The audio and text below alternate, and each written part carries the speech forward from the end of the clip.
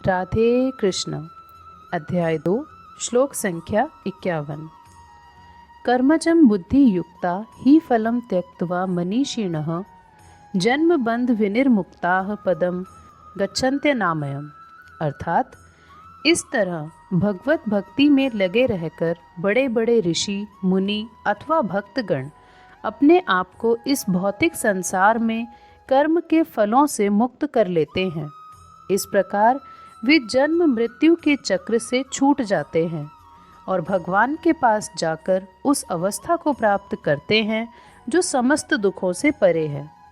तात्पर्य: मुक्त जीवों का संबंध उस स्थान से होता है जहाँ भौतिक कष्ट नहीं होते।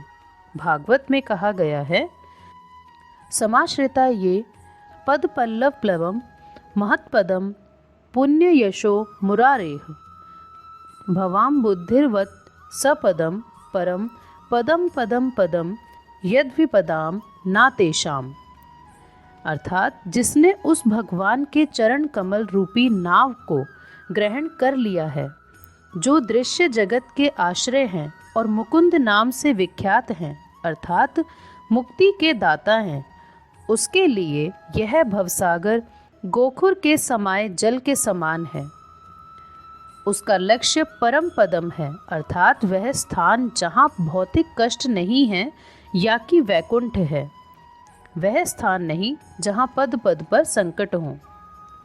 अज्ञानवश मनुष्य यह नहीं समझ पाता कि यह भौतिक जगत ऐसा दुखमय स्थान है जहाँ पद पद पर संकट है। केवल अज्ञानवश अल्पज्ञानी पुरुष यह सोचकर कि कर्मों से वे सुखी रह सकेंगे, सकाम कर्म करते हुए स्थिति को सहन करते हैं। उन्हें यह ज्ञात नहीं कि इस संसार में कहीं भी कोई भी शरीर दुखों से रहित नहीं है। संसार में सर्वत्र जीवन के दुख, जन्म, मृत्यु, जरा तथा व्याधि विद्यमान है।